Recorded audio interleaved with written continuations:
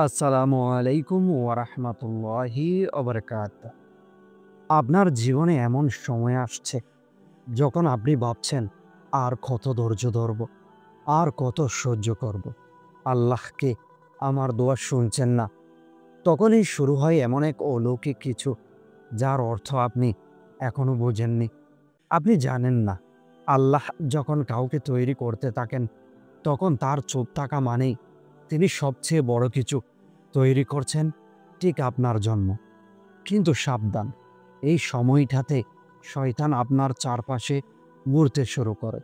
এই সময়টাতে মানুষ নিজের নিয়তি নিয়ে সন্দেহ করতে শুরু করে। আর এখানেই অনেকে ভেঙে পড়ে, হারিয়ে ফেলে সব। আপনি কি করবেন? আচ্ছা বলেন তো, যখন মোবাইল আপডেট হয়, তখন কি আগেই ফোন ফাস্ট হয়? না, আগে একেবারেই হ্যাং লাগে। ঠিক তেমনই আল্লাহ যখন আপনার জীবনের সিস্টেম আপডেট করেছেন, তখন শুরু হয় ধৈর্যের চরম। আপনি কি এমন এক সময়ের মধ্য দিয়ে যাচ্ছেন, যেখানে আপনি বলার সাহস পাচ্ছেন না, কিন্তু মনে মনে ভাবছেন, আল্লাহ, আর কত? যখন কষ্ট শেষ হওয়ার কথা, তখনই যেন আরেকটা আঘাত এসে পড়ে। তো আজকের ভিডিওটি আপনার এই জন্য, কারণ আপনি হয়তো এমন একটি সময়ের মধ্যে আছেন, যেখানে আসমান থেকে নিদর্শন নামছে, কিন্তু আপনি তা বুঝতে পারছেন না। অনেকে ২ বছর, ৫ বছর বা ১০ বছর ধরে ধৈর্য ধরেছেন, দোয়া করেছেন, রাতে কাঁদছেন, কিন্তু রাহাত আসছে না। বরং কষ্ট আরো বাড়ছে। টাকা নেই, সম্পর্ক ভেঙে গেছে, শরীর খারাপ বা চারিদিকেই দুশ্চিন্তা। তবে কি আল্লাহ শুনছেন না? নাকি আপনি পিছিয়ে পড়েছেন আল্লাহর চোখে? না, বরং আপনি এগিয়ে যাচ্ছেন তারই কাছে, একেবারেই খুব কাছে। তাহলে প্রশ্ন সহজ হবে না কঠিন? উত্তর সহজ। যে বড় কিছু পেতে চায়, তার পরীক্ষা হবে কঠিন।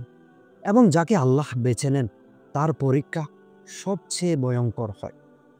কোরআনে আল্লাহ তাআলা বলেছেন, আপনি কি মনে করেন যে আপনি শুধু বলবেন, আমি ঈমান এনেছি, অথচ আপনাকে পরীক্ষা করা হবে না? নবী ইব্রাহিম আলাইহিস সালাম বারবার পরীক্ষা, সন্তান কোরবানির নির্দেশ। নবী করিম সাল্লাল্লাহু আলাইহি ওয়াসাল্লাম ১৩টি বছর মক্কায় অত্যাচার, হিজরতের কষ্ট, বদর, উহুদের রক্ত আছে। নাকি তারা আল্লাহর প্রিয়?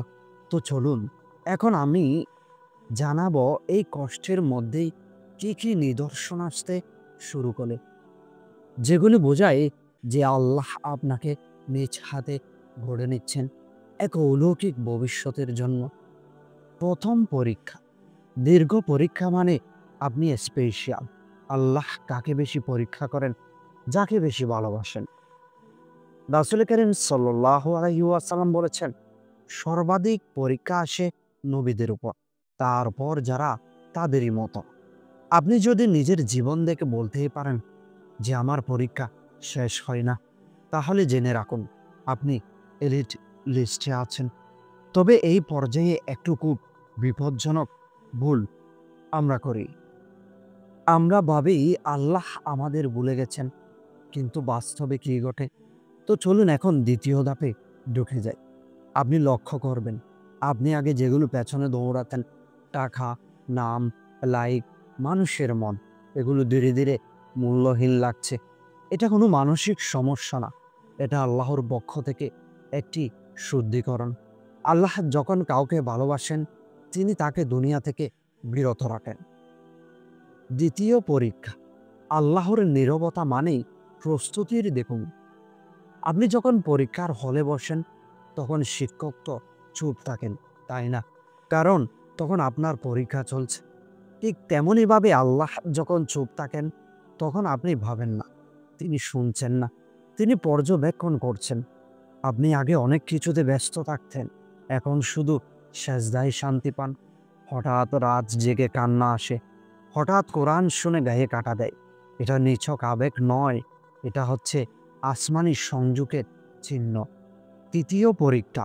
অসুবিধা যত বাড়ে, আল্লাহ তত কাছে। পবিত্র কোরআনে আল্লাহ তাআলা বলেন, নিশ্চয়ই কষ্টের সাথে রয়েছে স্বস্তি। তো শুনুন, কষ্টের মাঝে আল্লাহর রহমত লুকিয়ে থাকে। আপনি দেখতে পাচ্ছেন না, কিন্তু হয়তো রাতের অন্ধকারে আপনার নিয়তির সবচেয়ে সুন্দর ফুলটি ফুটে উঠেছে। আচ্ছা বলুন তো, একটা বাচ্চা যখন হাঁটতে শেখে বারবার পড়ে যায়, কিন্তু মা কি তাকে ছেড়ে দেন? না। তবে আল্লাহ কেন আপনাকে ফেলে দেবেন? যখন আপনি চেষ্টা করেছেন, আপনি খেয়াল করেছেন, আপনি বুঝে গেছেন, ফল নয়, দোয়াটাই শক্তি। আপনি কষ্ট পেলেও দোয়া ছাড়ছেন না, বরং সেটাই এখন আপনাকে বাঁচিয়ে রেখেছে। এটা আল্লাহর পক্ষ থেকে এক নিদর্শন যে তুমি এখন পর্যন্ত হচ্ছ। চতুর্থ পরীক্ষা, অজানা পথে ডাকা শুরু হয়। এই পর্যায়ে কিছু অলৌকিক জিনিস করতে শুরু করে, যে হঠাৎ কেউ আপনাকে ইসলামের পথে ডাকবে। হঠাৎ মনের ভেতর একটা অশান্তি, যেন কিছু একটা আপনাকে বলছে ফিরে আসো। কোরআনের আয়াত হঠাৎ বারবার চোখে পড়তে থাকে। ঘুমের মধ্যে কিছু সতর্কতা, আর হঠাৎ জীবনের মানে খোঁজার পাগলপনা শুরু হয়। এই সবই আল্লাহর নিদর্শন। আপনি যেন আর দেরি না করেন। আপনি লক্ষ্য করবেন, এক সময় যেই পরীক্ষাগুলো আপনাকে ভেঙে ফেলতো, এখন সেগুলোই আপনি দাঁড়িয়ে যান। মানে আল্লাহ এখন আপনাকে শক্তি দিচ্ছেন, যাতে আপনি পরের লেভেলের পরীক্ষায় উত্তীর্ণ হতে পারেন। সেই পুরনো বিপদগুলো এখন মনে হয় এটাই নরম্যাল। আগে যেখানে কান্না করতাম, এখন সেখানে তাওবা করি। পঞ্চম পরীক্ষা, ভাঙা হৃদয়ে আল্লাহর সান্নিধ্য। রাসূল করিম সাল্লাল্লাহু আলাইহি ওয়াসাল্লাম বলেছেন, আল্লাহ সেই বান্দার হৃদয়ে থাকেন যার হৃদয় ভেঙে গিয়েছে শুধুই তার জন্য। হঠাৎ চাকরি চলে যায়, সম্পর্ক ভেঙে যায়, যেটা আপনার কল্পনাতেও ছিল না, কিন্তু কিছুদিন পর আপনি বুঝবেন এই ধাক্কাটাই আপনাকে বাঁচিয়ে দিয়েছে। আপনি হয়তো এখনো কাঁদছেন, হয়তো মনে হচ্ছে আর পারবো না, কিন্তু আপনি জানেন না আল্লাহ আসমানে এমন কিছু লিখে রেখেছেন যেটা আপনাকে হতবাক করে দিবে।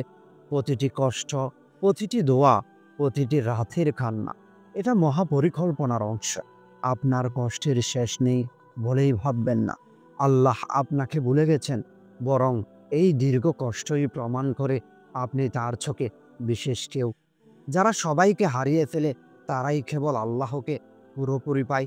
তোমরা এমন কিছু অপছন্দ করো যাতে তোমাদের জন্য কল্যাণ আছে। আল্লাহ তাআলা সূরা বাকারায় ২১৬ নম্বর আয়াতে এই কথাটি বলেন। আপনি যদি আজ এই ভিডিও দেখার সময় মনে করেন আর পারছি না, তাহলে জানেন আপনি আল্লাহর সবচেয়ে কাছাকাছি। এই সময় আপনি কি করবেন? প্রথমত, নামাজকে আঁকড়ে ধরুন। ৫ ওয়াক্ত নামাজ মানে ৫ বার আল্লাহর সামনে ধৈর্যের ঘোষণা। দ্বিতীয়ত, দিনে অন্তত ৫ মিনিট কোরআনের অর্থ পড়ুন। দেখবেন সেখানে আপনার প্রশ্নের জবাব লুকিয়ে আছে। তৃতীয়ত, নিজের মতো করে দোয়া করুন। কোনো শুদ্ধ ভাষা লাগবে না, শুধু মন চায় আপনি বেঁচে আছেন। কারণ আল্লাহ এখনো আপনার গল্প শেষ করেননি। আপনার কষ্ট যদি দীর্ঘ হয়, তবে খুশি হন, কারণ বড় পুরস্কারেরও সময় নেই। একজন সাহাবী বলেছিলেন, আমি যখন কষ্টে থাকি তখন বেশি খুশিতে থাকি।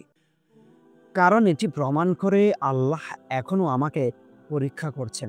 এর মানে আমি এখনো তার বিশেষ তালিকাতেই আছি। কিন্তু জানেন কি? আল্লাহ যখন সিদ্ধান্ত নিয়ে ফেলেন যে সময় এসেছে আপনার ভাগ্য বদলে দেওয়ার, তখনই একটা বিশেষ আলাদা আলামত দেখা দেয় আপনার জীবনে। সেই আলামত কি? আর আপনি কি প্রস্তুত সেই অলৌকিক রূপান্তরের জন্য? এই প্রশ্নের উত্তর জানার জন্য অপেক্ষা করুন আমার পরবর্তী ভিডিওটিতে। আল্লাহ যখন আপনাকে পুরস্কৃত করতে চান, তখন এই অলৌকিক আলামত আপনার সামনে আসে।